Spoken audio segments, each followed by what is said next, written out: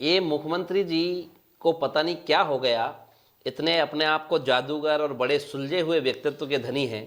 मैं उनको बहुत अच्छा व्यक्तित्व का इंसान समझता हूँ, मुख्यमंत्री से भी हट करके।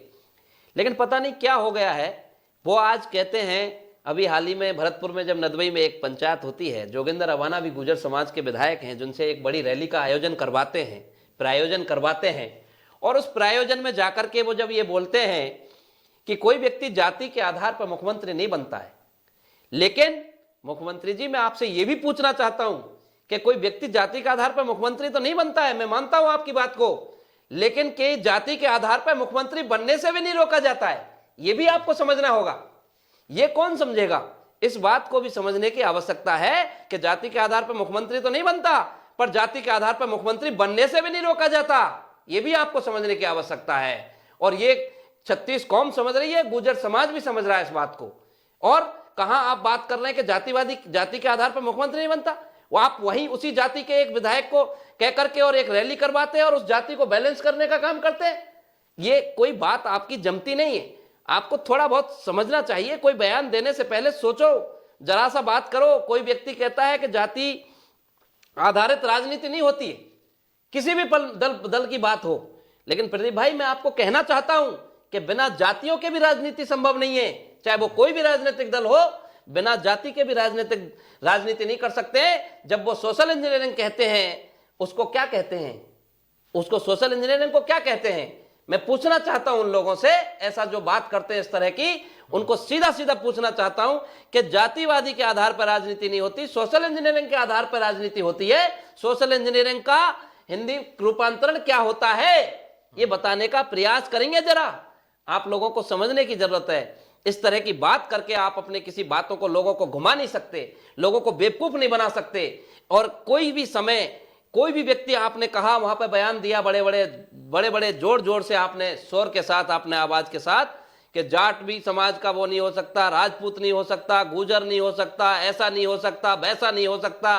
ये इतनी सारी बातें घुमा फिरा के करने की आवश्यकता क्या पड़ गई मुख्यमंत्री जी? आप 3 बार इस प्रदेश के मुख्यमंत्री बने हो। ये राजस्थान की आम जनता, राजस्थान का आम गुर्जर, हर समाज का व्यक्ति, बच्चा समझ रहा है कि उनका ये बोलने का मतलब क्या है। हर बार कहते हैं आप, बड़े बड़े लोग कहते हैं कि मैं फलाने इंदिरा जी के समय सरकार में मंत्री रहा, मैं राजीव जी के समय मंत्री रहा। अरे कौन क्या रहा, कौन क्या नहीं रहा? आप बड़े बड़े लोगों के इंटरव्यू लेते हैं प्रदेश में, बड़े बड़े कद्दावर व्यक्ति, कद के व्यक्तियों के आपने इंटरव्यू लिए, लेकिन क्या आप ऐसा कहेंगे? ये क्या शोभा देता है, क्या ओछी मानसिकता का परिचय देता है प्रदीप भाई?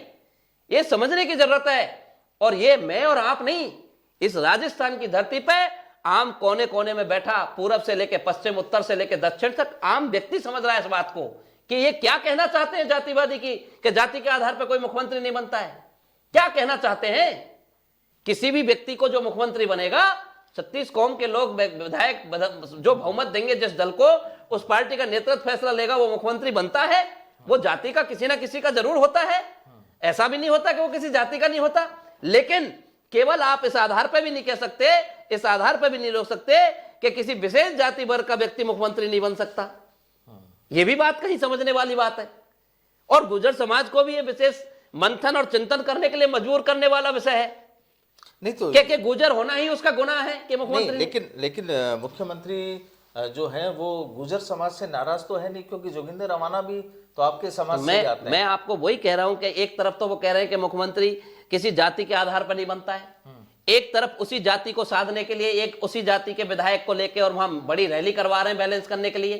क्यों जा रहे हैं उनकी मुख्यमंत्री, उनकी गुर्जर समाज की मीटिंग क्यों करवा रहे हैं? क्यों बड़ा रैला करवा रहे हैं कि मैं भी गुर्जर हूं, मैं देखो मेरी सर्वमान्यता है? क्यों दिखा रहे हैं? अगर वो जाति की आपको जरूरत नहीं है, उस वोट की, उस जाति के वोट की जरूरत नहीं है ना आपको, बिल्कुल, तो आपको ये काम करने की जरूरत नहीं। आपको उनके कार्यक्रम में गेस्ट बन के जाने की और उसी जाति के व्यक्ति विशेष को पकड़ करके आपने जाके और वो उसको बैलेंस करने के लिए मीटिंग करवा रहे हैं। क्या उसके पीछे वजह यही वजह है? ये क्लियर है, इस बात को आम आदमी समझ रहा है, लेकिन वो समझकर भी अनजान हो रहे हैं। ये विषय मेरे समझ से परे है, मतलब मैं समझता नहीं क्या समझ रहे हैं वो, क्या अपने मन में क्या समझ के बैठे हैं, आई डोंट नो, मैं नहीं समझता इस बात को। लेकिन आम आदमी जरूर समझ रहा है और गुर्जर समाज भी समझ रहा है, हर व्यक्ति समझ रहा है, जो छोटे से छोटा आम व्यक्ति बैठा हुआ है। आप